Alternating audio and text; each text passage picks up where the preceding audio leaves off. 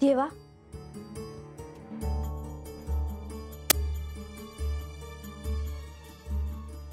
बानू, मी आज तुमच्यासाठी निहारी केली आईजी. हातच घेऊन येऊ का? नको, मला काहीच नकोय. अहो असं कशा पायी बोलतायसा? वाटलं तर वाईस 2 घास खाऊन घ्यायची.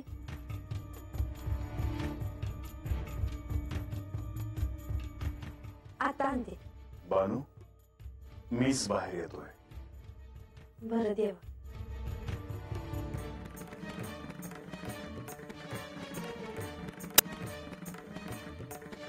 बानू, आता पुन्हा मी तुला शक्ती रूपाच्या काही कथा सांगणार आहे. तुला सत्यापर्यंत जाण्यासाठी त्याचे सहाय्य निश्चितच होईल.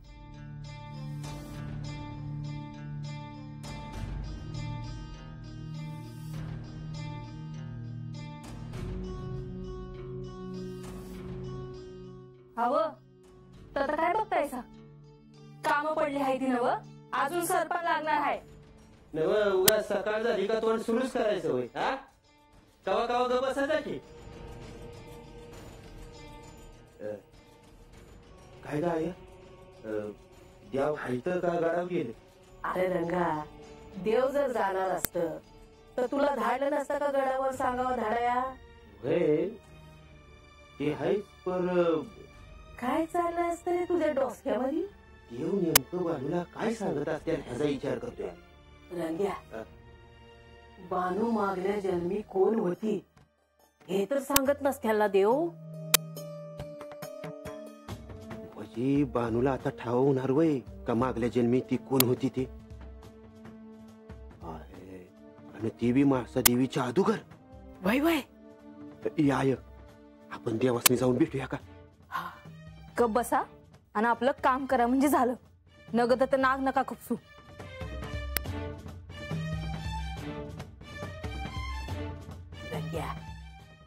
आत काय चाललंय हे आपल्याला ठाव व्हायला हवं. आपण त्यासनी जाऊन भेटूया. हा,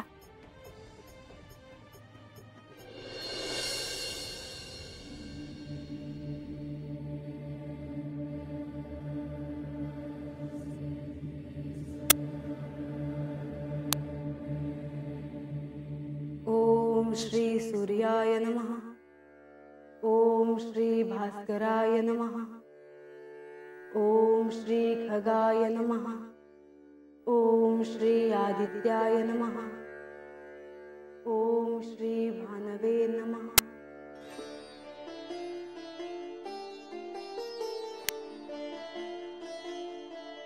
प्रणाम देवी.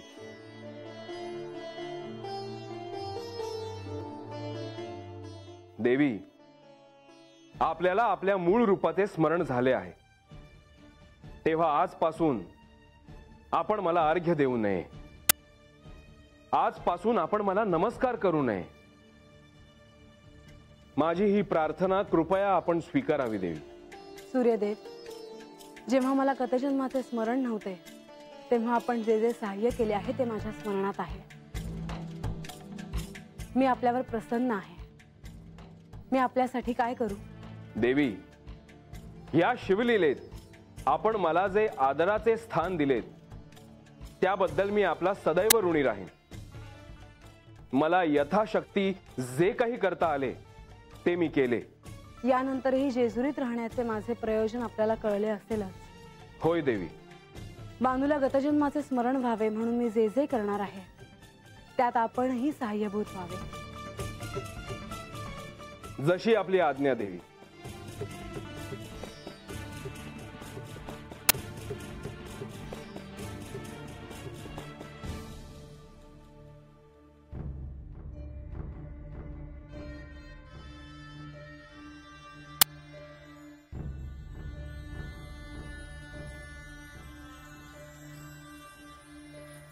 बानू, मी तुला थोड्या वेळाने देवींच्या शक्ती रूपाबद्दल अजून काही कथा सांगणार आहे. वैजी,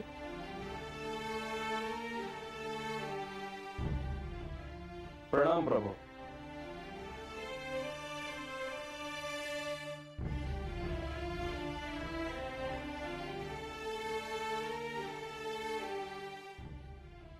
सूर्यदेव, नेहमी आपले गडावर दर्शन घडते. म्हाळसा देवी अर्घ्य देताना त्यांचेही दर्शन घडते. परंतु आज आपले गडावर दर्शन झाले नाही देवा. सूर्यदेव, या सृष्टीचे तुम्ही ऊर्जा स्त्रोत आहात. मला ठाऊक आहे की म्हाळसा ही सूर्य उपासक आहे आणि म्हणून रोज सकाळी तुम्हाला अर्घ्य देते. परंतु सूर्यदेव, आज तुम्हाला माझ्याशी काहीतरी बोलायचे आहे असं मला वाटतं.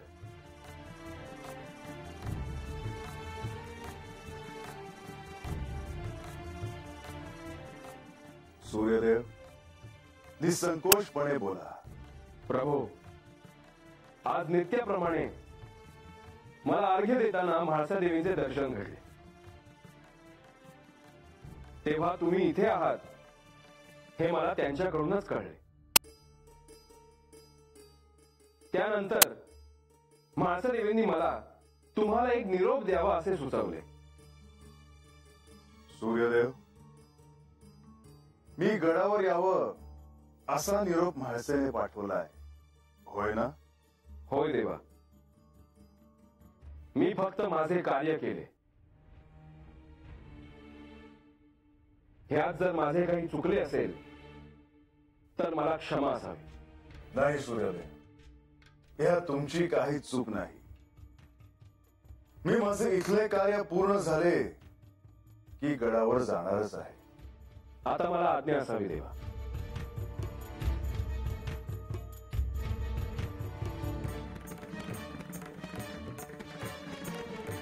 देवा, म्हाळसाताईसने असं काय झालं आहे हेच मला कळणं झालं आहे.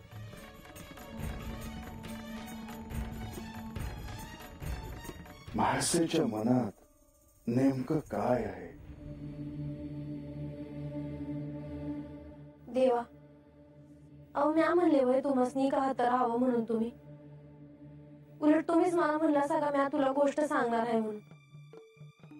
आणि त्या गोष्टीत ना मला काय बाय कळलं तर माझंच बरं होणार आहे ना. म्हाळसाताईसने ते नग आहे. नाही बानू, तिच्या मनात असं काही असेल असं मला नाही वाटत. मग कशा पाहिजे अशा वागत्यात त्या? तेव्हा मला तर वाटतंय का त्यांच्या मनात असंच आहे.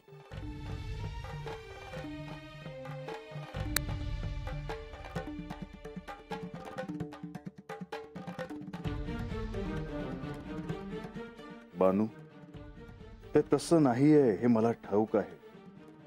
कारण म्हाळसेला सत्य काय आहे हे आता कळलेलं आहे आणि ती आता तुला सत्य कळावं म्हणून निश्चितच प्रयत्न करत आहे. पण बानू, ह्या क्षणी तरी तुला ते कळणार नाही.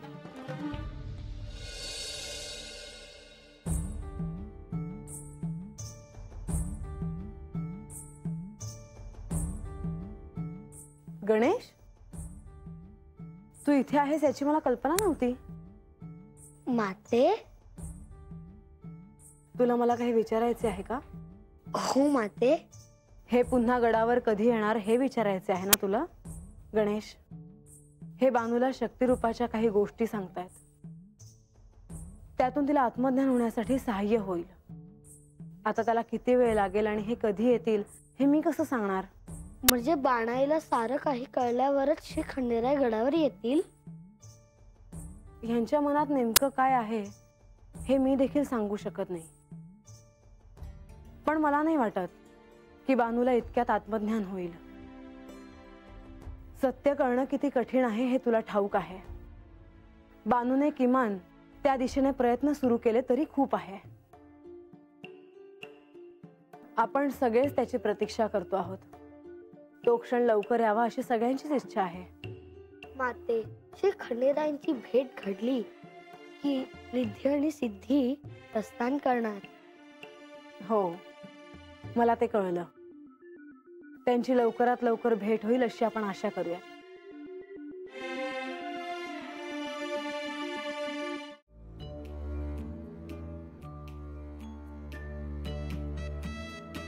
बानू,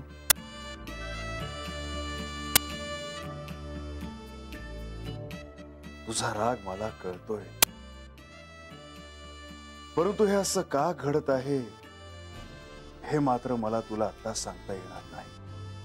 देवा, ह्या समजाच्या गोष्टी तुम्ही मला सांगतायसा हे त्यासने आवडलेलं नसणार, आणि म्हणूनच त्या हे समज करत असणार.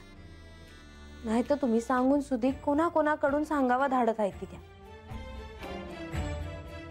माझी आणि तिची भेट होईल तेव्हा मी तिला हे निश्चितच विचारेन.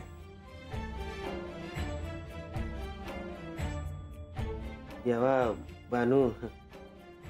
रंगा, शेवंता, या.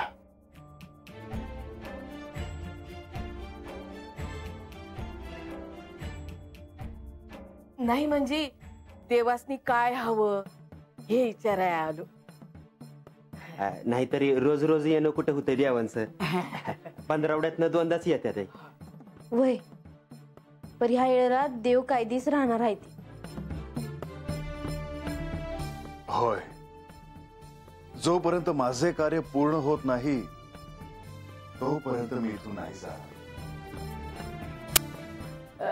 लहान तोंडी मोठा घास घेते आम्ही. एक विचारू का? काय ग मावशे, काय झालं? नाही म्हणजे कसलं काम आहे हे विचारायचं होतं. नाही म्हणजे तुम्ही काम सांगा आम्हासनी, आम्ही आहोत ना इथं तुमच्या सेवेला.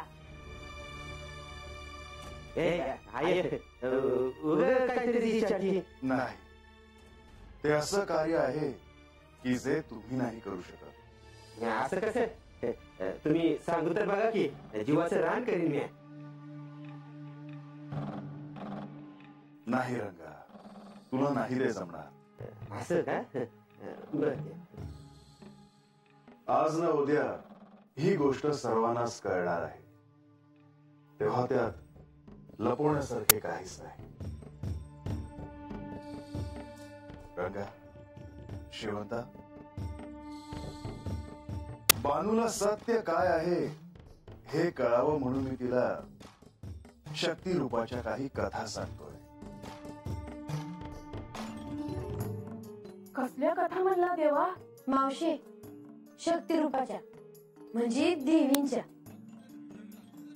होय, आणि त्या कथा सांगून झाल्या की मगच मी गडावर जाईन. वय वय म्हणजे तुम्हाला काय हवं असेल तर सांगा आम्हाला, आम्ही हवं. चल रंगा. रंगा, तू गडावर जाऊन निरोप दे की माझे कार्य होता क्षणी मी गडावर येईन.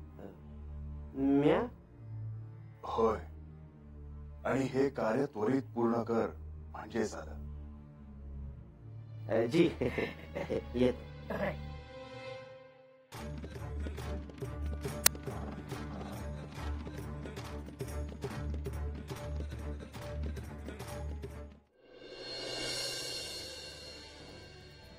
देवा, तुम्ही जे सांगत आहात ते मी या अगोदर कधी ऐकलं नाही बघा.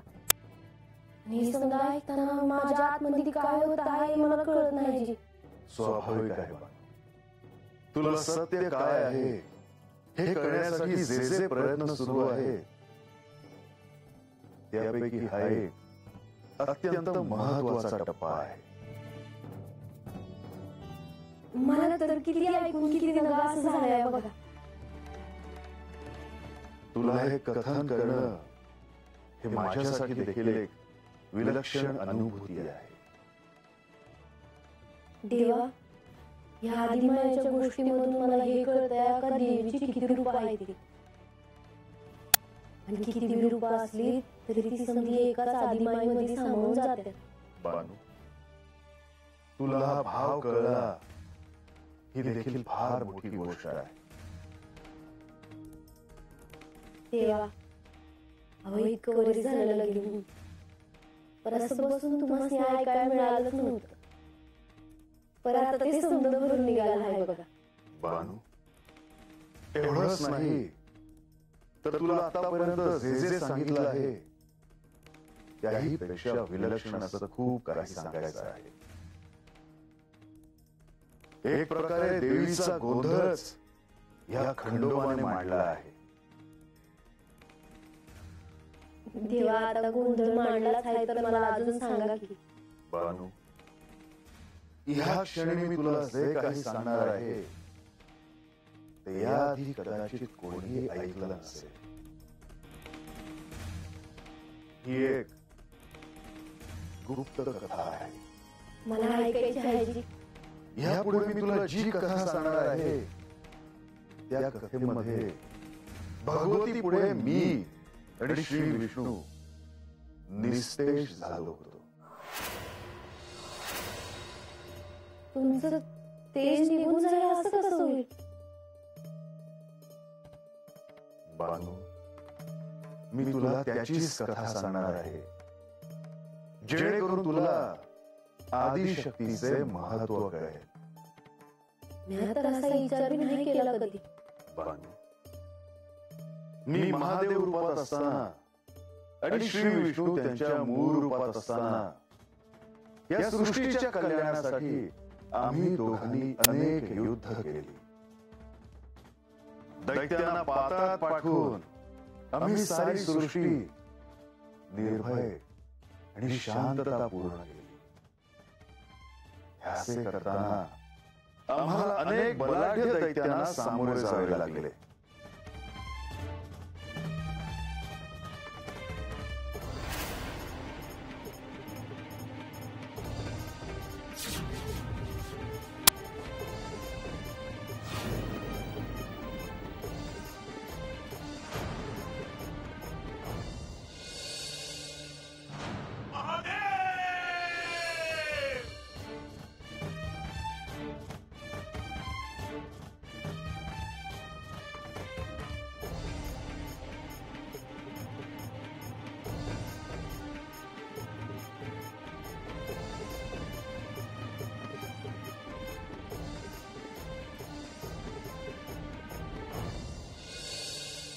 हे श्री महादेव, आपण अव्याहत युद्ध करत आहात.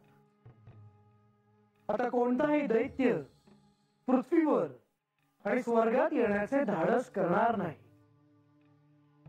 कारण त्यांचे जे स्थान आहे म्हणजेच पाताळात, तेथे त्यांना आपण पाठवले आहे. आता या सृष्टीची चिंता नाही. माधवा, आपण ही सातत्याने धर्माच्या रक्षणार्थ कार्य करत आहात. अनेक संकटांना आपण एकटे सामोरे गेले आहात. आपण अनेक युद्धांना सामोरे गेले आहात. तेव्हा आता आपण आपापल्या स्थानी जाऊन त्रैलोक्याचे कार्य पाहूया. परंतु माधवा, तत्पूर्वी आपल्या भगिनी पार्वती हिची भेट घ्यावी. हो, यावेच लागेल, कारण त्यांच्या सोबतच श्री लक्ष्मी देवी आहेत. मग आपण कैलासाकडे प्रस्थान करूया. दोघेही प्रतीक्षा करत असतील. माधवा, केवळ प्रतीक्षाच नाही, तर आपण जो पराक्रम केला आहे त्याचा त्यांना सार्थ अभिमान असेल. पाहूयात. चला व.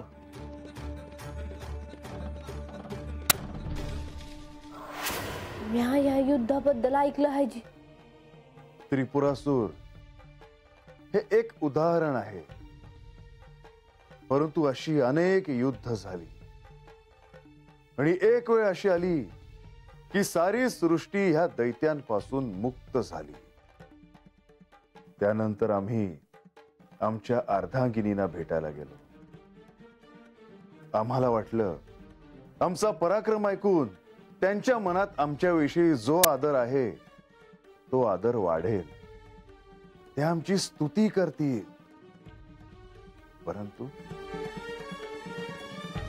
परंतु झाले मात्र उलटेच.